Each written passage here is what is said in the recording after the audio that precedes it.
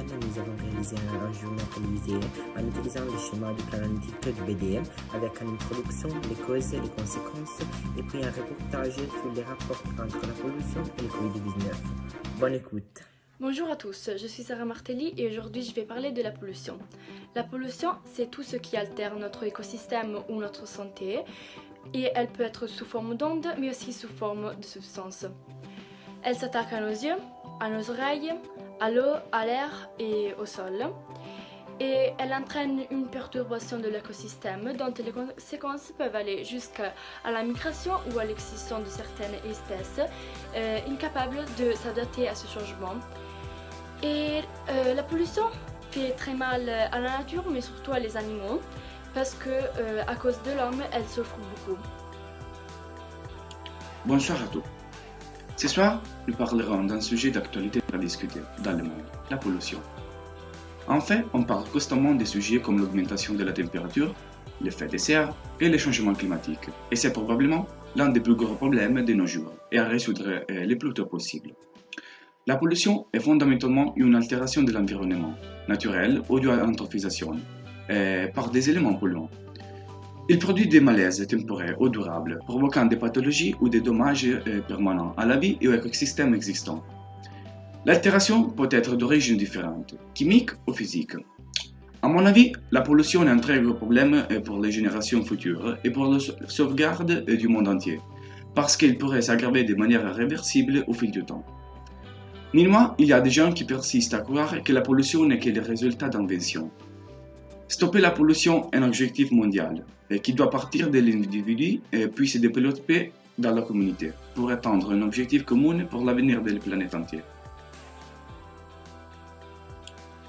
Salut tout le monde, je suis Flamina Minaï et aujourd'hui je voudrais vous parler de ma pensée sur la pollution. Je pense que le mot pollution est le synonyme de destruction, mais nous ne nous rendons pas vraiment compte parce que nous avons détruit notre principal besoin, c'est-à-dire boire et respirer. Aujourd'hui, respirer l'air est pire que fumer 5 paquets de cigarettes en un jour, et boire de l'eau est pire que boire des produits chimiques. Mais nous avons aussi détruit nos maisons parce que nous la rendons sale, toxique et nous la maltraitons. Mais nous n'avons pas détruit seulement notre maison, mais aussi celle des autres, parce que nous sommes tous sous le même toit. Bonjour à tous, aujourd'hui je vais parler de la pollution. La pollution est le sujet dont nous entendons le plus parler aujourd'hui.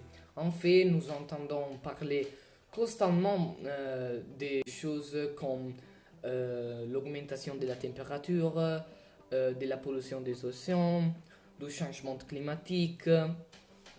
La pollution est probablement le problème le plus grand et le plus important à résoudre au monde. À mon avis, la pollution est un problème qui ne doit pas être sous-estimé. Aussi grave que puisse être la situation aujourd'hui, elle pourrait s'aggraver de manière significative au cours des années. Donc, nous devons agir immédiatement contre elle.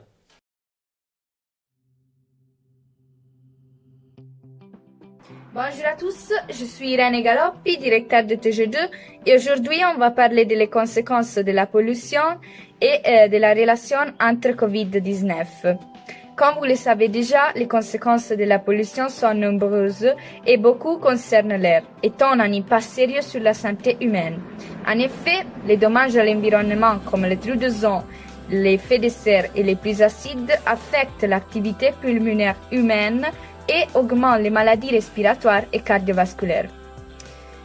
Maintenant, je vous présente 3 invités avec qui nous allons parler des conséquences de la pollution et de la Covid-19. Puis, je laisse la parole à Valeria Kochev, étudiant universitaire en environnement. Bonjour à tous, je suis Valeria Kochev et aujourd'hui je vais parler d'une des conséquences les plus importantes de la pollution, l'ozone. Ces dernières années, l'ozone est devenu un problème de plus en plus important dans nos vies. En fait, c'est une substance importante à la fois pour la Terre et pour les êtres humains. Il s'agit d'un écran naturel pour le rayonnement ultraviolet du Soleil. Pendant ces années, la quantité d'ozone dans l'air a diminué en raison d'activités anthropiques telles que, par exemple, les gaz émis par les industries des usines. Merci pour votre attention. Je laisse la parole aux autres. Merci, mademoiselle Kochev. Maintenant, c'est à vous, Isabella Tramonti, météorologue et biologiste. Bonjour à tous, je suis Isabella Tramonti et aujourd'hui je vais parler de l'air. L'air n'est qu'une des nombreuses conséquences de la pollution. En fait, nous devons imaginer la taille des océans et les vastes territoires qui nous entourent pour comprendre la situation de l'écosystème que nous avons provoqué avec notre politique et fond. Peu de mers sont restées non contaminées par des matières plastiques et des substances nocives libérées par les bateaux. Et maintenant, les espèces animales les plus rares disparaissent et des chasses des braconnières. Merci pour votre attention, je laisse la parole aux autres. Merci, mademoiselle Tramonti. Maintenant, nous avons la dernière interview, Camilla Donati, médecin et climatologue. Bonjour à tous, je suis Camilla Donati et aujourd'hui je voudrais parler du coronavirus. Certains disent que le coronavirus est né de la consommation constante et du stress que nous avons causé avec notre mode de vie frénétique et faux. Ce n'est pas tout à fait faux. En fait, certains scientifiques affirment que par la pollution, nous avons modifié l'écosystème et par conséquent, nous avons altéré la santé. Ce qui nous rend les plus vulnérables au virus existant dans le monde. Cette période de coronavirus est très importante pour la respiration de la planète. En fait, maintenant qu'il y a très peu de mouvements, la végétation et la faune reviennent. Et même si c'est une période difficile, nous devons utiliser ce moment pour réfléchir et ne penser pas seulement au même. Pour aujourd'hui, c'est tout. Je repasse les mots à Irénée et merci pour votre attention. Merci à tous pour votre attention. Bonne journée.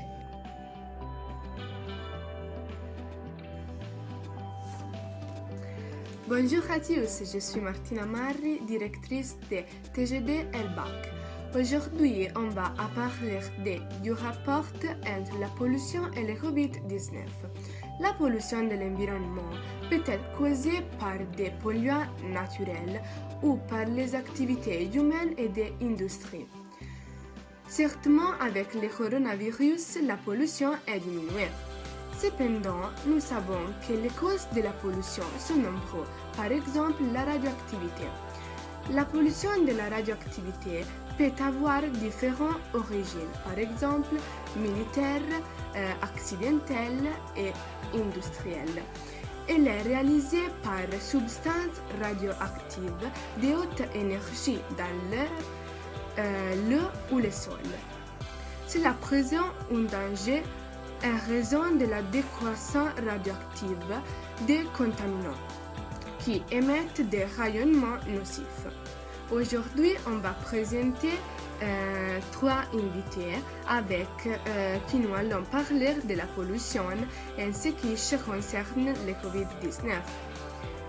Je laisse la parole à Alessia. Bonjour et merci Martina Marri pour la ligne. Je voulais parler d'une des causes plus importantes de la pollution, c'est-à-dire les industries.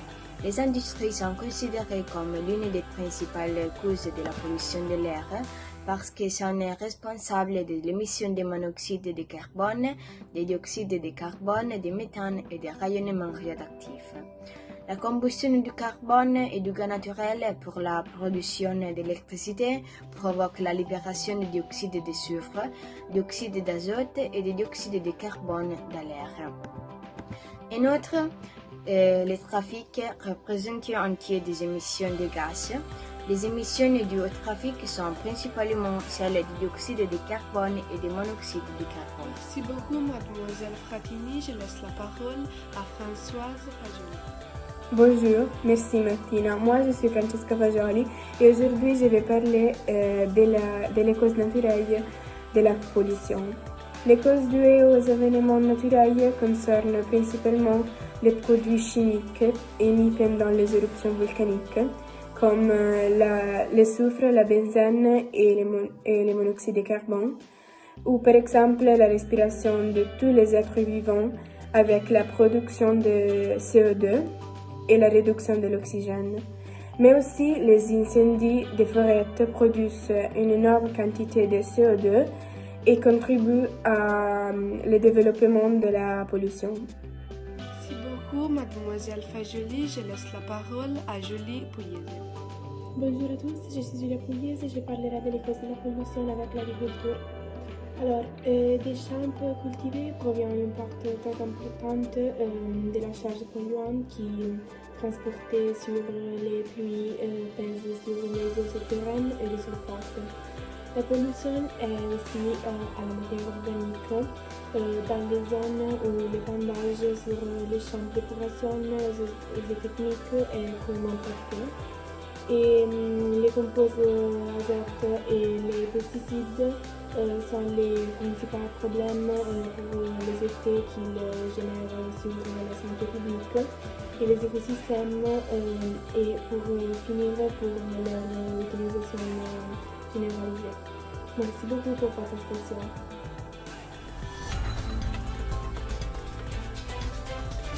Bonsoir à tous, je suis Gianni Kaneski, la directrice du TG2 et ce soir on va parler de la pollution et de ses effets.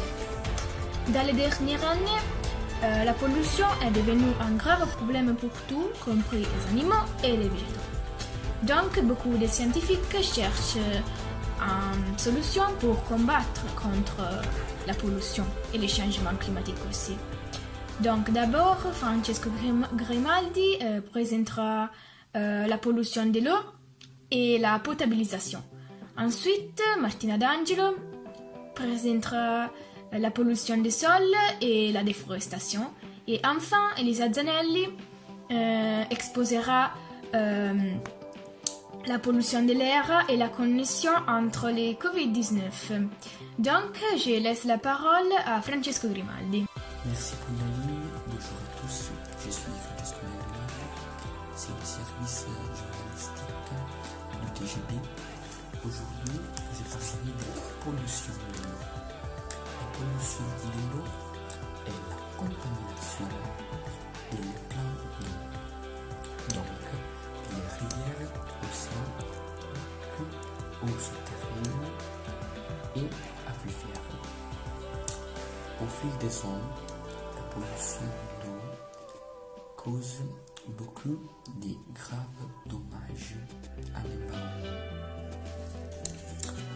Un exemple peut être les zones mortes dans les grands lacs et l'océan. Dans ces zones, il n'y a pas l'oxygène nécessaire pour soutenir la plupart de la vie marine dans l'eau du fond. En outre, l'eau polluée peut transporter les virus et les bactéries et peut provoquer à l'être humain maladie au sucre. Donc, les gens devraient arrêter de polluer l'eau parce qu'ils tuent les animaux de la marine et ils ruinent nos plans. Merci, ligne à l'écoute. Merci beaucoup, Monsieur Grimaldi. Donc, on a compris qu'à cause des engrais chimiques, la pollution des sols prévient. Donc, maintenant, je laisse la parole à Martina D'Angelo. Merci, Gianni. Bonjour à tous, je suis Martina D'Angelo et c'est le service journalistique de TGD. Maintenant, nous allons parler de la pollution du sol. Mais d'abord, qu'est-ce que c'est la pollution du sol? La pollution du sol est l'un des problèmes les plus graves au monde. On parle trop peu de la pollution du sol parce que nous nous concentrons sur la pollution de l'air et la pollution de l'eau. Pourtant, la pollution du sol affecte les nourritures que nous consommons, l'eau que nous buvons et l'air que nous respirons, et la santé de nos écosystèmes. La pollution du sol est définie comme la contamination des sols causée par les produits chimiques, des agents pathogènes, des matières radioactives et autres agents qui peuvent avoir des effets négatifs sur la santé des animaux et des plantes. En d'autres termes, dire qu'un sol est pollué équivaut à dire que cette région du sol n'est pas compatible avec la vie. La pollution du sol, peut également compromettre les aquifères, les voies navigables, les rivières et provoque des véritables catastrophes environnementales. Il peut également avoir un impact négatif sur la santé humaine en contaminant les cultures agricoles voisines. Les causes peuvent être nombreuses. Parmi les plus fréquentes sont l'infiltration de liquide d'une décharge incontrôlée, l'action humaine comme la dispersion des déchets, les plastiques, déchets électriques et d'autres déchets dangereux, l'utilisation excessive des pesticides, d'herbicides et d'engrais, l'extraction d'hydrocarbures, etc.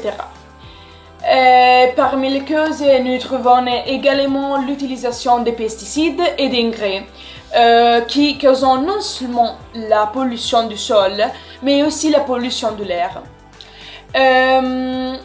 Car si le sol émet aussi pollué, en conséquence, les plantes, y compris les arbres qui produisent de l'oxygène qui contribue à réduire la pollution atmosphérique, sont polluées. Outre la pollution du sol, nous réunions également l'exploitation de celle-ci, caractérisée avant tout par la déforestation dont l'homme toujours abuse. Merci beaucoup, Madame D'Angelo. Donc, on a compris qu'à cause de la déforestation, augmente aussi la pollution de l'air, ne produisant pas assez d'oxygène. Maintenant, je laisse la parole à Elisa Zanelli. Oui, merci. Bonjour à tous, c'est le service journalistique du TGD. Le sujet principal de cet article est la pollution de l'air, un problème actuel dans l'atmosphère qui a de nombreux effets sur l'environnement et pas seulement. D'abord, il affecte les humains en provoquant les maladies des voies respiratoires et du système cardiovasculaire, complice de 2200 décès prématurés par an. En outre, cela affecte les écosystèmes, les bâtiments, les matériaux et les climats, qui nuisent en provoquant des changements importants, qui nuisent à l'équilibre atmosphérique. On parle de réchauffement climatique ou effet de serre. Cela signifie une augmentation des températures mondiales, les changements climatiques et une augmentation des phénomènes météorologiques extrêmes. Émincissement de la couche d'ozone, la fonte des glaciers, donc l'élévation du niveau de la mer, mais aussi la progression de la désertification des terres, puis la perte des écosystèmes naturels et des espèces menacées d'extinction. Donc, ils sont tous des signes du début d'une catastrophe imminente si les actions de protection de l'environnement ne vont pas être bien entreprises. Maintenant, on va parler encore plus d'actualité. On sait que la pollution atmosphérique est principalement causée par les gaz d'échappement des voitures et des industries. Et il y a une amélioration temporaire des conditions polluantes de l'air pendant cette période de quarantaine et d'inactivité collective due au coronavirus. Merci et ligne l'étude. Merci beaucoup à tous pour votre attention. Donc, on a compris que la pollution dans cette période de quarantaine a diminué de façon drastique. Mais il y a aussi autres remèdes pour combattre contre la pollution et contre les changements climatiques. Tout le monde peut faire quelque chose à sa petite échelle pour diminuer la pollution, comme par exemple préférer aller à pied ou en utilisant les vélos plutôt qu'aller en voiture. Ne gaspillez pas l'énergie et l'eau ou faire la collection séparée. Mais il y a aussi des choses que le gouvernement devrait faire, comme pouvoir promouvoir des énergies renouvelables, investir dans les transports publics et dans les voitures électriques ou choisir une agriculture durable. Merci à tous pour votre attention pour ce soir et tout. Et au revoir. Bonjour à tous, je suis Thomas Romé et je suis le directeur de TGD Elbac 24h/24. Aujourd'hui, on va parler du rapport entre la pollution et le coronavirus. Les politiques affirment que le coronavirus dépend de la destruction de notre planète. Mais, en vérité, d'où vient le coronavirus? La piste de la zoonose, maladie transmise à l'humain par l'animal, est privilégiée et point le marché Wuhan de Wuhan fermé le 1er janvier 2020. L'épidémie a-t-elle un impact positif sur le climat? Dans de nombreuses villes du monde entier, les rues se sont vidées de leurs passants et de leurs voitures. Les usines ont fermé et nombreux vols ont été annulés. Le Covid-19 a causé de nombreux problèmes à notre société. Aujourd'hui, je vous présente des invités avec qui nous allons parler de la pollution et ce qui concerne le Covid-19. Puis, je laisse la parole à Julie Schneider, responsable écologique française. Bonjour à tous, je suis Julie Schneider et aujourd'hui, je vais parler un peu de l'impact du coronavirus sur la pollution. Grâce aux études écologiques journalières, la pollution atmosphérique et le CO2 diminuent rapidement à mesure que le coronavirus se propague. En fait, plus le virus se propague, plus le niveau de pollution atmosphérique et de CO2 diminue dans nombreuses villes et régions de la planète, principalement en Chine et dans le nord de l'Italie. Heureusement, en Italie, la plupart des usines ont fermé et donc l'émission de CO2 s'est limitée. Le coronavirus a fait baisser la pollution atmosphérique en Italie et en Chine. Mais ce phénomène n'a pas été constaté encore en France, même si la qualité de l'air a amélioré. Merci pour votre attention. Je passe la parole aux autres. Au revoir. Merci Madame Schneider. Maintenant, c'est à vous, Sarah Tétine, responsable éco-gastronomique française. Bonjour à tous.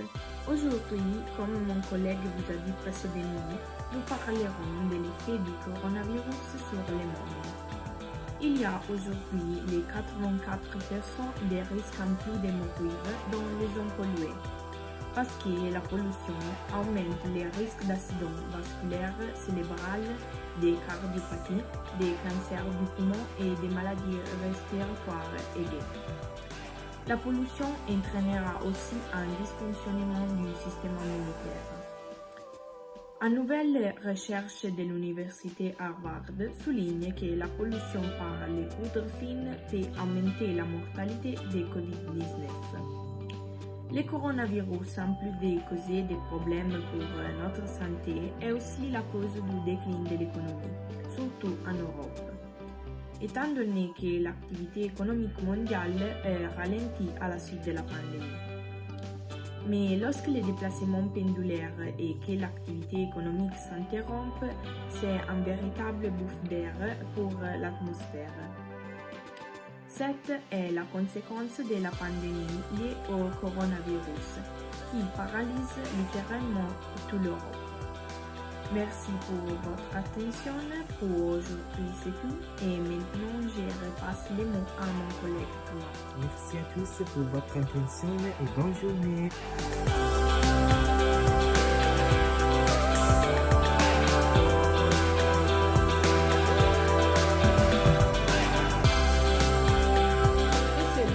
Diminue rapidement à mesure que les diminue d'un nombre. Bonjour à tous, je suis Thomas René et je suis le directeur de TGD Elbac 24.